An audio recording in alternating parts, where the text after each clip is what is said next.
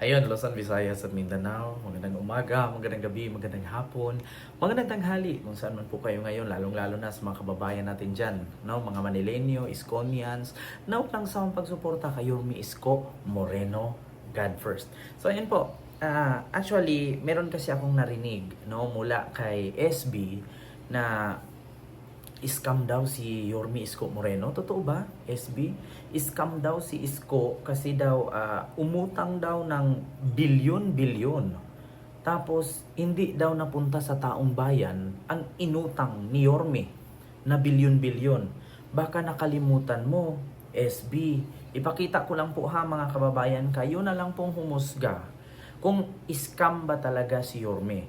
Kasi actually, meron po akong ipapakita dito na yung inutang ni Yorme na 18 billion pesos, no, ay nagamit, nagawa at naipatayo, no? So ngayon, sino po ba ang scam? Ito po, panoorin niyo po. Sandali lang po. Meron akong kwento na may kwenta. Bago ako naging mayor, ang dinatnan kong Maynila ay dugyot, magulo at lugmo. Kaya binilisan natin ng kilos at walang sinayang na oras. Sa nagdaang 2 taon, yung mga parang imposible, naging posible. Lumago ang negosyo, nagkatrabaho ang tao. Anong balik ang tiwala sa gobyerno, ibinalik natin ang dignidad sa tao. Pumanatag ang pamumuhay sa Maynila, krimen bumaba, droga, unti-unting nawala. Ngunit, hinamon tayo muli ng tadhana. Dumating ang pandemya, mabilis na aksyon na naging tugon. Ospital, gamot at pasilidad ay maagap na naihanda. Tuloy-tuloy na bakuna, lahat niyayakap. Inuna ang sikmura, kahon-kahon na ayuda para ang gutom ay mapawi. Pero hindi tayo tumigil. Hindi tayo sumuko. Tunay na solusyon, mabilis na aksyon. Nagawa para sa Manileño, kayang gawin para sa bawat Pilipino.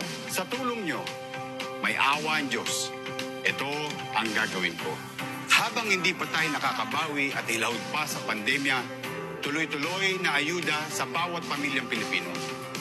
Ani ng mga magsasaka, bibili ng gobyerno sa tamang halaga. Bawas na buwi sa krudo at kuryente ay dagdag na kita sa bawat pamilya. Naumpisa ang build, itutuloy natin. Pero tayo naman, build more hospitals, better schools, more housing, and create more jobs. Sa seguridad ng ating bansa, we will be fearless. Sa pakikitungo sa ibang bansa, we will be fair.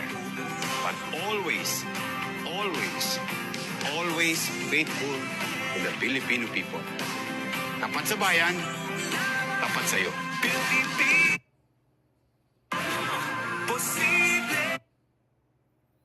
Oh. So ngayon, mga kababayan, narinig nyo naman po yung sinabi ni Yorme Isko Moreno. Tapat sa bayan, tapat sa'yo. Saan yung scam dun?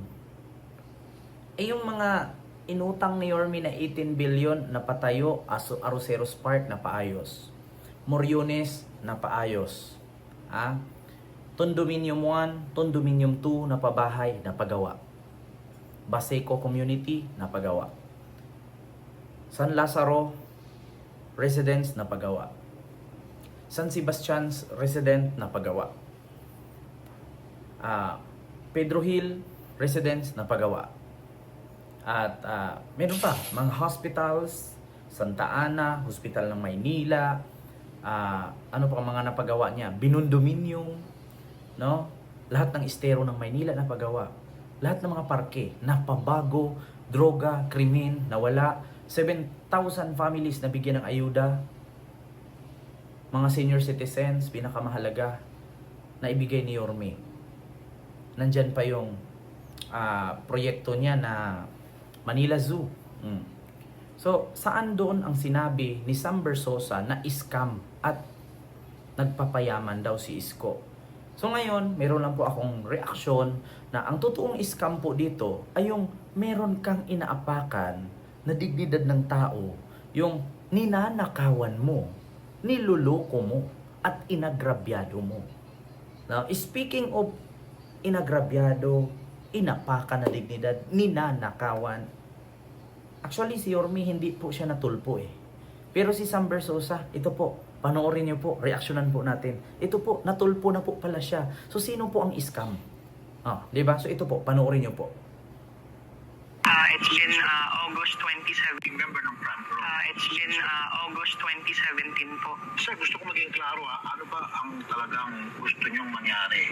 Una, Kaya nandito. una po sa lahat, gusto ko po sanang makausap yung mga owners na ibalik Sino po po yung mga owners? si Sir Sam Bersosa at saka po si Direk Raymond Francisco. Matagal ko na po silang pinakausapan na kung pwede is daanin na lang po sa settlement lahat. Nakiusap po ako, nagmakaawa ko para sa pamilya ko hanggang sa hindi ko na po kinayanan, naghanap na lang po ako ng trabaho. Ang sa akin po is yung bahay po na tinutuluyan ko simula nung bata ako sa Laguna, 40 years na po yung nakatayo.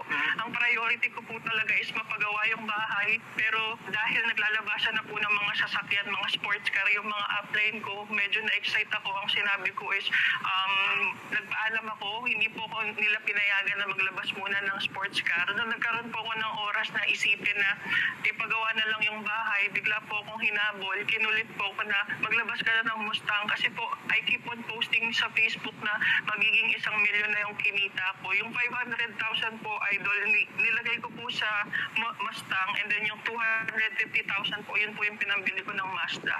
At gusto niyo po mag-resign? Ayaw kayong pag-resign? Opo, ayaw po Ayan. Ito na nga. Networking pala ang company ni Sam Bersosa. Tanong lang yan ha. Kasi ito nangyari kasi, according sa pagkakaintindi ko dito kay Dave Villanueva. No, itong si Dave Villanueva ay isa po itong actually upline, downline. Parang paramedic kasi yan eh. Ang trabaho kasi ni Dave Villanueva dito sa front row, halimbawa ako, meron akong supporters, meron akong mga followers, aayain ko sila na, o sige, pumasok kayo dito, magbenta tayo ng sabon. Yung sabon na to pampagwapo, pampaganda.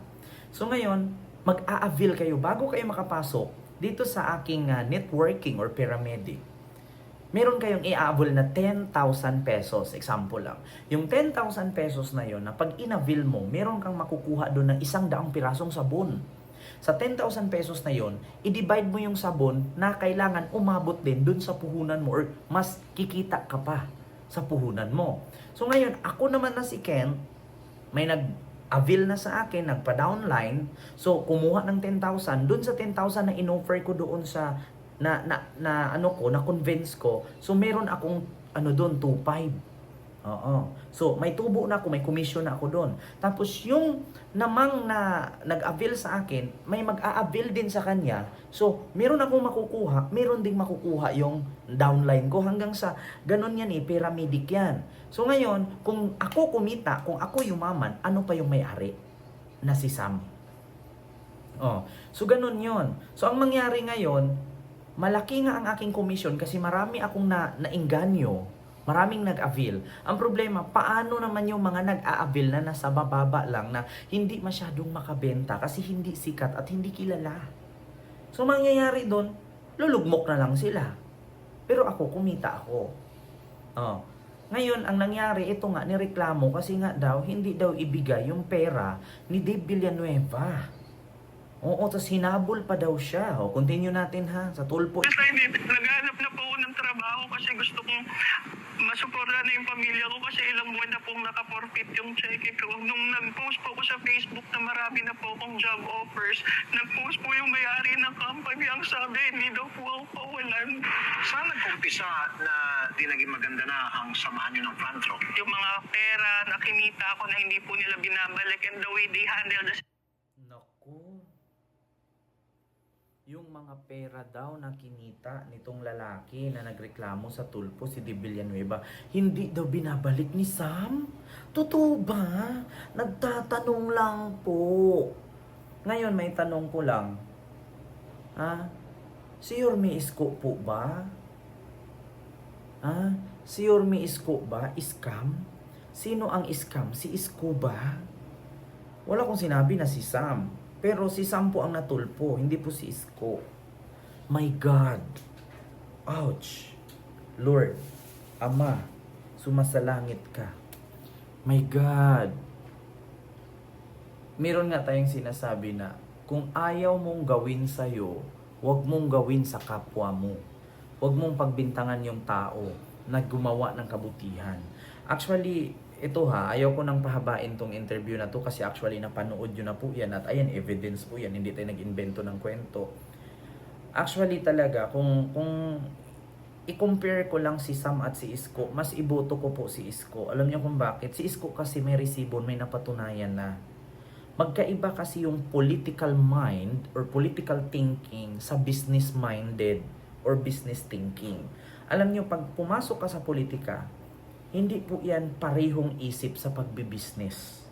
Bakit? Kapag ang politika hinaluan mo ng negosyo yan, mangyayari at mangyayari, hindi maganda ang takbo ng ekonomiya, ng lungsod or ng lugar. Kasi alam mo kung bakit? Kapag pumasok ka sa politics, ang serbisyo mo sa tao. Pero pag businessman pumasok sa politics, ang nasa isip niyan, protektahan ang negosyo. Kasi meron siyang power. Pag once na politician ka, may negosyo ka, hindi ko sa sinasabing si Sam Bersosa. Halimbawa, example ako. May negosyo ako. Ngayon yung negosyo ko, may halong kalukuhan. Kaya anong gagawin ko para yung negosyo ko kahit illegal, maging legal? So ang una kong gawin, tatakbo akong mayor, or tatakbo akong chairman, tatakbo ako congressman. Bakit? May power ako. So ngayon, kapag ang business ko mabisto, pwede kong tahimik nyo yan. Bakit? Mayor ako. Just like Alice Go. Tignan nyo si Alice Go Si Alice Go, meron palang connection sa Pogo para yung Pogo tuloy-tuloy ang takbo ng pagiging illegal at pangbubudol, pang-i-scam, no, sa mga Pilipino. Nag-mayor si Alice Go para maprotektahan yung Pogo. So ganon, 'di ba? Ako ayaw ko na magsalita ng marami. Magkaiba ang political mind sa business mind. Kung gusto mo maging politika ka. Kung gusto mo maging businessman, mag-businessman ka. Hindi mo maloko ang taga Maynila. So yun lang. Maraming salamat. And see you next vlog. God first. Thank you. Si Isko bang scam or ikaw? Bye-bye.